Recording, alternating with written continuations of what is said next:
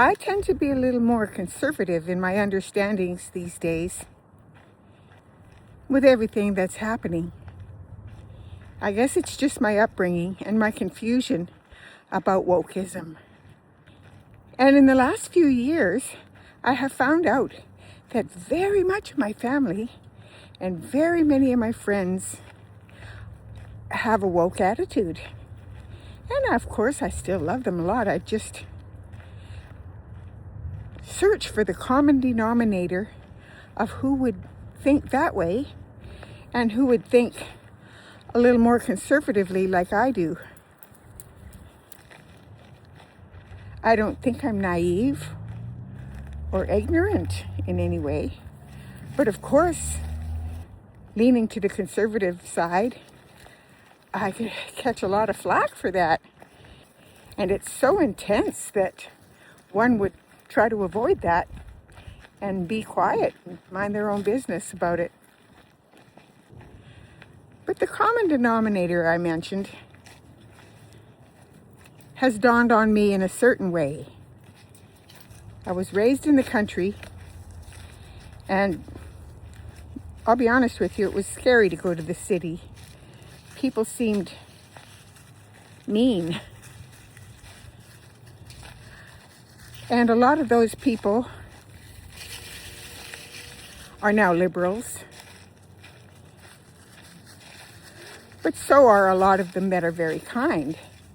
The kind of people that I watched and I thought, they have confidence. I need confidence. And I thank them in my heart for that. So who's right? I think there's good points on either side. And the bottom line I was talking about, or what I called the common denominator, that I could conclude that somebody was probably woke, ended up being this. If you were little and your mom or dad said to you, "You stop that crying right now or I'll give you something to cry about," and it made you sit up and get more courage and get more motivation, more focus and presence, and more positivity, that to me was a person who would be more like me, conservative in the surroundings that we're in right now. But a person who ended up being woke, if their mother would have said that to them, which most mothers that are liberal would not say such a thing. But if it were to happen to them, it would more or less crush them inside, or maybe make them feel inadequate, or shake their confidence in some way.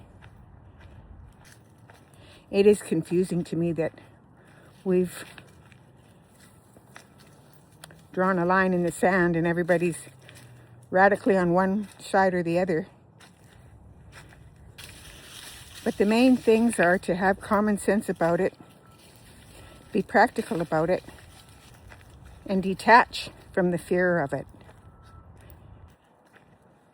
Because fear is static in the antenna, and we can't get to clear, unobstructed coherence with fear or any negative judgments.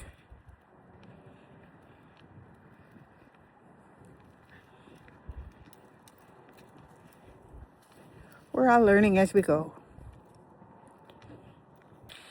In conclusion, the funny thing about all this, don't you think, is that the message, "Quit that crying or I'll give you something to cry about," is what nature automatically does, isn't it? It's the way it processes you and serves you through your life. It's neutral, it's not cruel or trying to be helpful. It's just the law of the way it operates. So be careful and act accordingly.